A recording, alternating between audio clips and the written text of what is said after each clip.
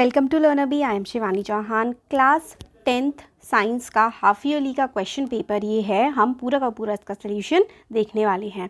पहला क्वेश्चन है, what do you mean by pH. PH क्या होता है? तो देखो पीएच क्या होता है, potence of hydrogen. Potence of hydrogen जो है उसको हम लोग पीएच कहते हैं। The negative logarithm of hydrogen ion concentration of a solution is known as its pH. PH क्या होता है किसी भी सोल्यूशन की, भाई वो एसिडिक है कि वो बेसिक है, ये बताने के लिए हम लोग पीएच स्केल को यूज़ करते हैं। क्वेश्चन नंबर 2 है, what are the differences in binary fission in amoeba and leishmania. तो बाइनरी फिजन अमीबा में भी होता है, लीशमेनिया में भी होता है, बट इनमें डिफरेंस क्या है? तो आंसर है amoeba divides in any plan bye binary fission. कैसे भी डिवाइड हो जाता है अमीबा तो, पर जो लीशमेनिया है वो एक विप लाइक स्ट्रक्चर जिसको हम लोग फ्लैजिलम बोलते हैं, उसमें ही वो डिवाइड होता है। नेक्स्ट क्वेश्चन नंबर 3 है, what is the cause of cramps after heavy exercise, how do we get relief from it. तो क्रैम्प्स यानी कि दर्द क्यों होता है बहुत ज़्यादा हैवी एक्सरसाइज के बाद, और उससे हम लोगों को रिलीफ कैसे मिल सकता है? तो देखो, during heavy exercise in addition to aerobic respiration anaerobic respiration also takes place.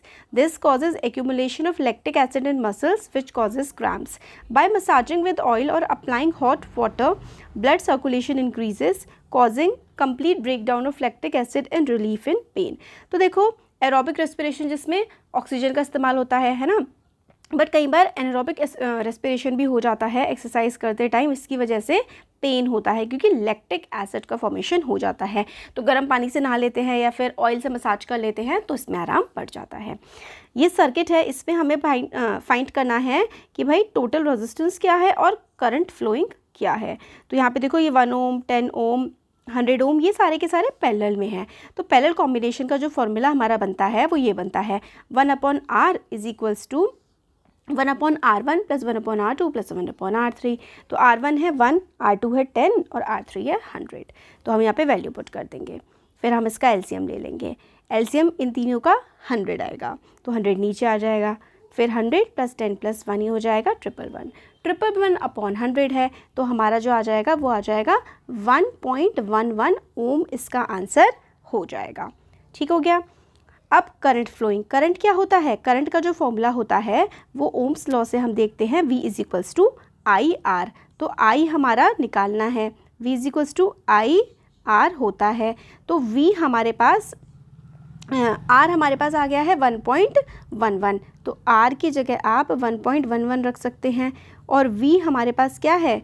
V हमारे पास जो है वो 12 है, तो यहाँ पर आप 12 रख दें तो I क्या आ जाएगा? 12/1.11 हमारे पास I आ जाएगा। तो करंट हमारे पास आ जाएगा डिवाइड करके 10.81 एम्पियर हमारा करंट आ जाएगा।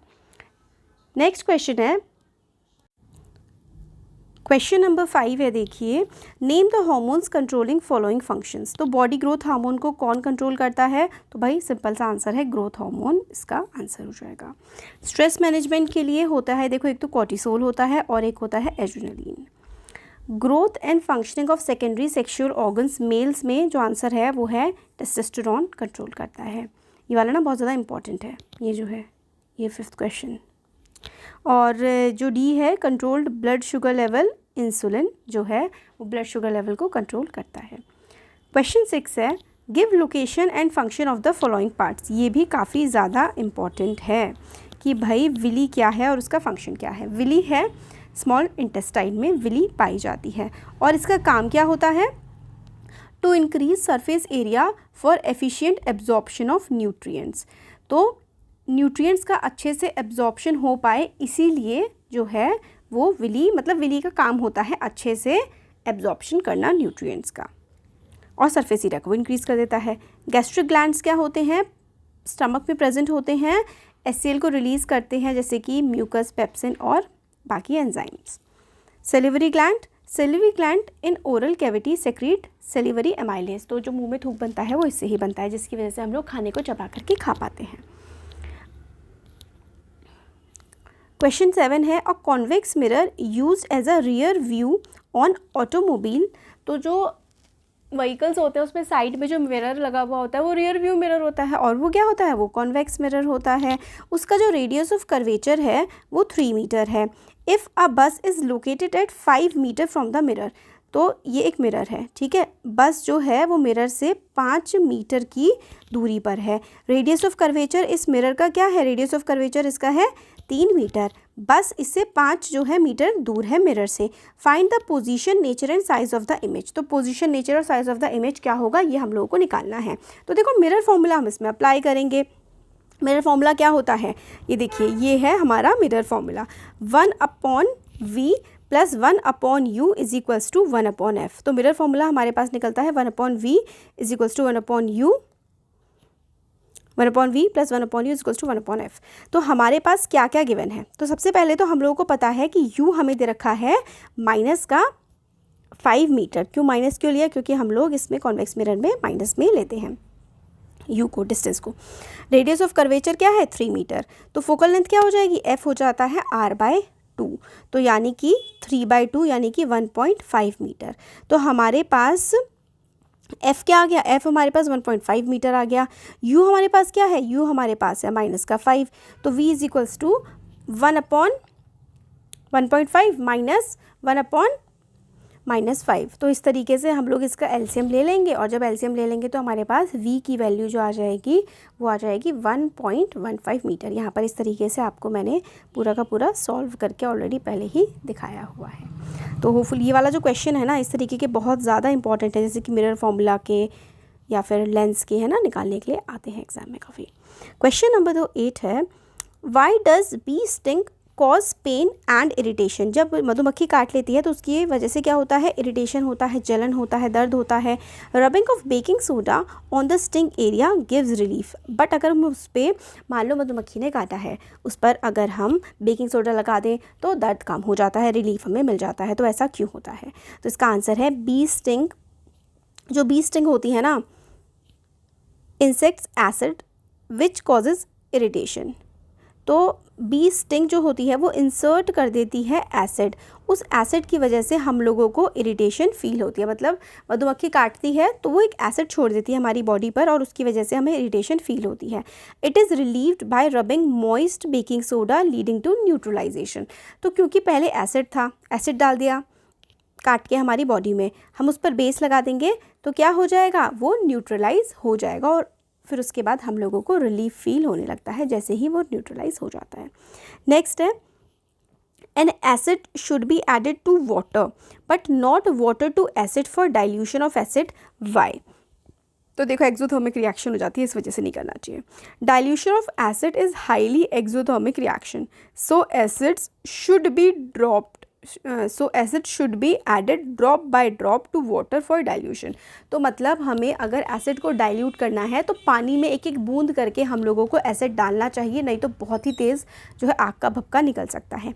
If we add water to acid it will give lot of heat, HEAT कर लीजिए, which may cause splashing of acid out on our body, even the beaker में ब्लास्ट। तो acid उछल के बाहर की तरफ को आ सकता है, इसलिए हमेशा पानी में एसिड डालना चाहिए, ना कि एसिड में पानी।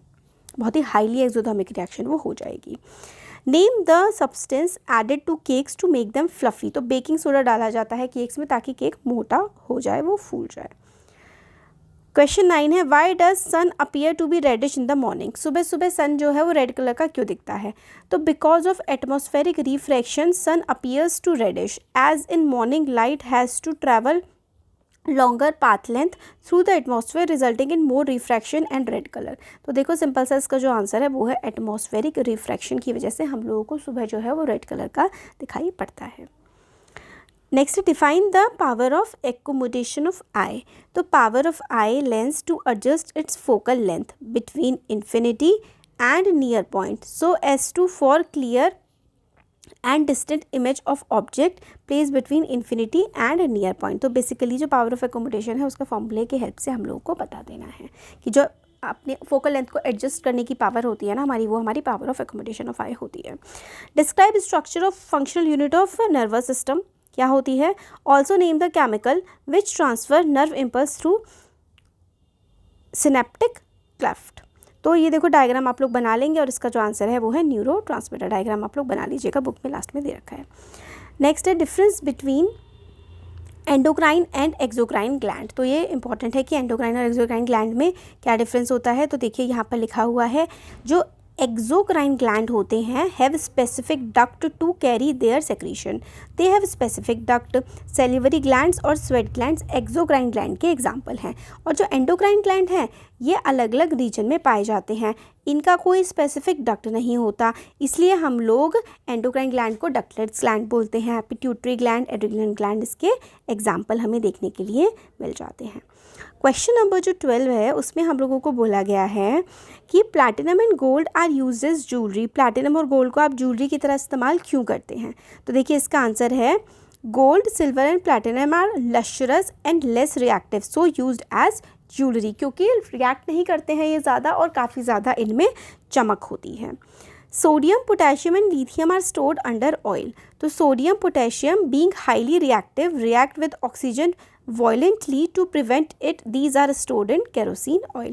तो सोडियम और पोटेशियम जो है वो हाईली रिएक्टिव होते हैं, बहुत ही वॉयलेंटली रिएक्ट करते हैं ऑक्सीजन के साथ। इसको बचाने के लिए जो है इनको केरोसिन ऑयल में रखा जाता है। Aluminium is highly reactive even then it is used as utensil. Aluminium बहुत ज़्यादा रिएक्टिव है, फिर भी एल्यूमिनियम को हम बर्तन की तरह इस्तेमाल करते हैं। तो इसका देखिए आंसर जो है aluminium forms stable aluminium oxide layer which prevents further oxidation. तो एक बार जब एल्यूमिनियम पे ऑक्सीडेशन की लेयर हो जाती है उसके बाद वो फर्दर रिएक्ट नहीं करती। क्वेश्चन 13 है define amphoteric oxides with example. Amphoteric oxides example के साथ आप लोगों को बताना है कि क्या होती है। तो amphoteric oxide, metal oxide which behave both as acid and base are known as amphoteric oxide. और ये काफ़ी ज़्यादा इंपॉर्टेंट है, इसको आप लोग ना मार्क कर लीजिएगा, इंपॉर्टेंट। तो ऐसी ऑक्साइड्स जो मेटल ऑक्साइड्स की तरह, मतलब मेटल ऑक्साइड्स जो कि एसिड और बेस दोनों की तरह एक्ट करती हैं, उनको हम लोग एम्फोटेरिक ऑक्साइड्स बोलते हैं। एग्जाम्पल के लिए जैसे कि जिंक ऑक्साइड या फिर एल्यूमिनियम ऑक्साइड। नेक्स्ट देखिए, name the acid which metals do not give hydrogen gas normally, also write the conditions in which hydrogen gas given by this metal with metals. तो देखो, nitric acid being strong oxidizing agent will oxidize hydrogen gas to water, so no hydrogen gas is released, but very dilute nitric acid can give hydrogen gas with manganese and magnesium. ये next जो है reproductive organ है, और इसमें आपको बताना था ये ए वाला और बी वाला मैंने सारा का सारा लिख दिया है। एग्जाम में ना बहुत ज़्यादा आ जाता है फीमेल रिप्रोडक्टिव ऑर्गन ड्रॉ करने के लिए, तो अच्छे से इसको आप लोग प्रैक्टिस करके जाइएगा। जैसे इसमें पार्ट जो है fallopian tube, ovary, vagina, cervix और यूट्रस, ये बहुत ज़्यादा इंपॉर्टेंट है, एग्जाम में ना बहुत ज़्यादा ये पूछा जाता है। नेक्स्ट देखिए, define the structure and function of placenta. तो बी वाला जो है यूट्रस है, ए वाला ओवरी है, और इसमें क्या क्या फंक्शंस होते हैं ये भी आप बता देंगे। स्ट्रक्चर और फंक्शन ऑफ प्लेसेंटा क्या होता है। Placenta is umbilical cord like structure formed by maternal and embryonic tissue. Function इसके क्या क्या होता है, देखो, connect the embryo with uterine wall. तो एम्ब्रायो जो होता है बेबी, उसको यूटेराइन वॉल से कनेक्ट करने का काम करता है। Helps transportation of nutrition and oxygen from mother to embryo. तो इसी की मदद से, प्लेसेंटा की मदद से ही बच्चे के पास मदर से न्यूट्रिशन और ऑक्सीजन पहुंचता है। Help removal of waste and carbon dioxide from embryo. तो बॉडी से वेस्ट, कार्बन डाइऑक्साइड, ये सारा का सारा निकालने का भी काम ये करता है। 16 है how photosynthesis occurs in desert plants. तो in desert plants stomata open at night and absorb carbon dioxide which is converted to an intermediate, then during day time sunlight is absorbed and then intermediate is converted in carbohydrate। तो desert plant में क्या करते हैं, वो दिन में जो है वो ऑक्सीजन ले लेते हैं और फिर रात में जो है, क्योंकि बहुत ज़्यादा ना अगर वो अपने को ओपन रखेंगे तो ट्रांसपिरेशन की वजह से, मतलब बेसिकली इवेपोरेशन बहुत ज़्यादा हो जाएगा। तो इवेपोरेशन लॉसेस से बचने के लिए डेजर्ट के प्लांट क्या करते हैं, स्टोमेटा को रात में ओपन करते हैं, कार्बन डाइऑक्साइड को एब्जॉर्ब कर लेते हैं और कन्वर्ट कर देते हैं इमीडिएटली, और दिन के टाइम पर वो सनलाइट को एब्जॉर्ब कर लेते हैं और फिर कार्बोहाइड्रेट में कन्वर्जन उसका हो जाता है। नेक्स्ट देखिए, describe the structure of heart. Structure of heart आप लोग बना देंगे और उसको डिस्क्राइब भी करना है। तो हार्ट ये क्या होता है, is a pump like structure which helps in circulation of blood whole life through a body, तो ब्लड का जो सर्कुलेशन करने का काम होता है वो तो हार्ट का ही होता है। स्ट्रक्चर कैसा होता है, इसके 4 चेम्बर्स होते हैं, अपर जो होते हैं वो एट्रिया और लोअर वाले वेंट्रिकल्स होते हैं। Ventricles are separated by septum, और डायग्राम आप लोग बना देंगे। क्वेश्चन नंबर 17 जो है, रे डायग्राम बनाना है, तो रे डायग्राम हम लोग देख लेते हैं कि किस तरीके से बनाया जाएगा। ये है image bye concave mirror when object is between F and P. तो ये देखो इस तरीके से लाइन बनेगी, फोकस, ठीक है, पोल फोकस, और इस तरीके से एफ और पी के बीच में, पोल और फोकस के बीच में जब ऑब्जेक्ट होगा तो ऐसा हमारा ऑब्जेक्ट बनेगा। अगर हमारा कॉन्केव मिरर होगा तो हमारा इरेक्ट लार्जर देन ऑब्जेक्ट बनेगा, इमेज वर्चुअल होगी और behind the mirror image form होगी। देखिए इमेज जो है वो बिहाइंड द मिरर फॉर्म हो रही है। Image by convex mirror when object is at infinity, जब ऑब्जेक्ट इन्फिनिटी पर होगा तो किस तरीके से होगी, तो इस तरीके से हमारी इमेज यहाँ पर बन करके आती है।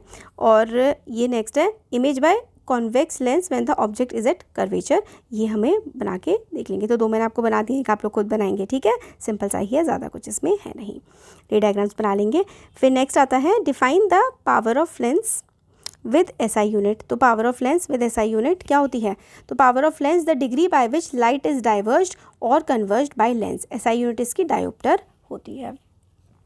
नेक्स्ट है find the power of convex lens of radius of curvature 20 centimetre. तो कॉन्वेक्स लेंस है, उसका रेडियस ऑफ कर्वेचर जो है वो 20 सेंटीमीटर है, तो उसका हम लोग को निकालना है पावर। तो पावर का फॉर्मूला तो सिंपल सा होता है 1/r, 1/r हम लोग कर देंगे, तो 1/20, तो हमारा आंसर आ जाएगा 0.05 डायोप्टर, क्योंकि इसकी जो यूनिट होती है वो डायोप्टर होती है। नेक्स्ट है हाइपरमेट्रोपिया के कॉजेज़ क्या होते हैं, उसका डायग्राम आप लोग बना लेंगे। तो कॉजेज़ देख लेते हैं कि भाई हाइपरमेट्रोपिया जो होता है, eye defect in which a person is unable to see the near by object clearly and distinctly but can see distant object clearly. दूर के ऑब्जेक्ट तो दिख जाते हैं साफ, बट पास के नहीं दिख पाते हैं। कॉजेज़ क्या होते हैं, image is form behind retina because of reduced curvature और increase focal length, reduced eyeball size. तो ठीक है, इंपॉर्टेंट है ये। नेक्स्ट है देखो a definite resistance define resistance और describe the factors on which it depends. तो रेजिस्टेंस क्या होती है, द ऑपोजिट और obstacle offered by conductor for flow of resistivity, flow of electricity. Electricity flow कर रही है और किसी वजह से वो रुक रही है ना, बस वही रेजिस्टेंस है। जिस वजह से इलेक्ट्रिसिटी का फ्लो हैम्पर हो रहा है, प्रॉब्लम हो रही है, उसको हम लोग रेजिस्टेंस कहते हैं। फैक्टर्स क्या होता है, टेम्परेचर हो सकता है, length, area of cross section, material of conductor, है ना, इस तरीके से हम लोग का हो सकता है। ठीक है, अब देखो नेक्स्ट क्वेश्चन है, what do you mean bye contraception, describe 4 contraceptive method. ये क्वेश्चन बहुत ज़्यादा इंपॉर्टेंट है। तो कॉन्ट्रासेप्शन क्या होता है, टेम्परेरी और permanent prevention of pregnancy is known as contraception.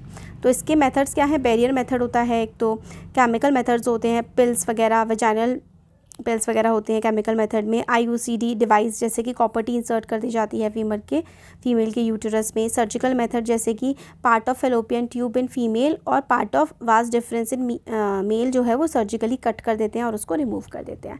तो ये वाला जो है कॉन्ट्रासेप्शन वाला जो है क्वेश्चन, ये बहुत ज़्यादा बार बोर्ड्स में आता है, इसको अच्छे से आप लोग करके जाइएगा। अब है कि भाई एक ऑर्गेनिक कंपाउंड है, एक ऑर्गेनिक कंपाउंड P है, is a constituent of wine, इससे वाइन ठीक है बनती है। P on reacting with acidified K2Cr2O7 form करता है एक compound Q। When a piece of sodium is added, उसमें सोडियम ऐड करते हैं to Q and then gas R evolves which burns with a pop sound. तो भाई ये सब क्या है, तो कंपाउंड P जो है वो इथेनॉल है, ऑक्सीडेशन के बाद इथेनोइक एसिड बन जाता है और R जो है वो हाइड्रोजन गैस है। रिएक्शन C2H5OH, ठीक है, पोटेशियम डाइक्रोमेट, फिर CH3COOH हमारे पास बन करके आ जाता है। तो इस तरीके से ये रिएक्शन हमारी हो जाती है। मिसल्स क्या होता है, मिसल्स का स्ट्रक्चर क्या होता है, तो मिसल जो होते हैं water soluble spherical aggregates of soap molecule होते हैं, और जो जब देखिए क्या होता है, जब कपड़े हम धोते हैं ना, उसके बाद जो उसमें झाग से बनते हैं, बेसिकली वही हमारे मिसल होते हैं, वही सारी गंदगी को अट्रैक्ट कर लेते हैं। नेक्स्ट है क्वेश्चन हमारे पास, give the precautions while burning magnesium ribbon. Magnesium ribbon को जब जला रहे हैं तो क्या प्रिकॉशन हम लोग को लेने चाहिए, keep it away from I and wear safety glass, मतलब आंखों से उसको दूर रखना चाहिए और सेफ्टी ग्लास पहनना चाहिए। Rub it with sand paper से रब करना चाहिए so as to remove the oxide layer and other impurities. तो ऑक्साइड लेयर और बाकी सारी इम्प्यूरिटीज़ को हटाने के लिए हम लोग को इसको जो है रब भी करना चाहिए। नेक्स्ट है how would you prove that iron is more reactive than copper? Also right chemical reaction. तो भाई आयरन जो है वो कॉपर से ज़्यादा रिएक्टिव है, तो iron displaces copper from copper sulphate solution. Simple सा है ना। तो आयरन जो है वो कॉपर को रिप्लेस कर देता है कॉपर सल्फेट सॉल्यूशन में से और बन जाता है FeSO4। तो बस हमें समझ में आ गया है कि भाई आयरन जो है वो ज़्यादा रिएक्ट कर रहा है। What is lateral displacement? Name 2 factors affecting it. तो देखो लेटरल डिस्प्लेसमेंट क्या होती है? The distance by which light रे is shifted from its original path is called lateral displacement. Factors होते हैं थिकनेस ऑफ ग्लास स्लैब और medium, material of medium, angle of incidence, ये सारे के सारे फैक्टर्स होते हैं। ठीक है, नेक्स्ट है why does distilled water does not conduct electricity but rain water conduct electricity? तो देखो रेन वाटर में इम्प्यूरिटीज़ होती हैं विच helps in the conduction of water, while distilled water जो है वो डीआयनाइज्ड होता है। डिस्टिल्ड वाटर में आयंस नहीं होते हैं और अगर इलेक्ट्रिसिटी का कंडक्शन करवाना है तो आयंस की बहुत ज़्यादा ज़रूरत होती है। Why colour of sky appears to be blue? देखो स्कैटरिंग ऑफ लाइट की वजह से ये होता है, स्कैटरिंग की वजह से होता है। नेक्स्ट जो लास्ट क्वेश्चन है, how would you differentiate saturated and unsaturated hydrocarbons? तो देखो सैचुरेटेड हाइड्रोकार्बन्स क्या होते हैं? Gives does not addition reaction with bromine. So देखिए जो सैचुरेटेड हाइड्रोकार्बन्स होते हैं ना वो उनमें आप अगर हम लोग नॉर्मली जाएं तो सिंगल लाइन वाले ये बनते हैं, और अनसैचुरेटेड हाइड्रोकार्बन जो है जब हम रिएक्शन लिखते हैं तो इस तरीके से डबल लाइन इनमें आती है। तो ये एक तरीका बेसिकली अगर आप देख करके रिएक्शन में पहचाना चाहें तो ये होता है, और इसका डिफरेंस हमारे पास यहाँ पर ये है कि ये गिव्स ब्लू फ्लेम और कंबशन सैचुरेटेड, और अनसैचुरेटेड जो है वो सूटी फ्लेम इसमें आती है जब हम कंबशन इनको करते हैं। तो ये हम लोगों ने पूरा जो है पेपर देख लिया। ये बहुत ज़्यादा इंपॉर्टेंट क्वेश्चन जो थे वो हम लोगों ने इसमें देखे हैं। ये सारे के सारे एग्जाम में रिपीटेडली आते हैं, ज़रूर करके जाएगा। Thank you.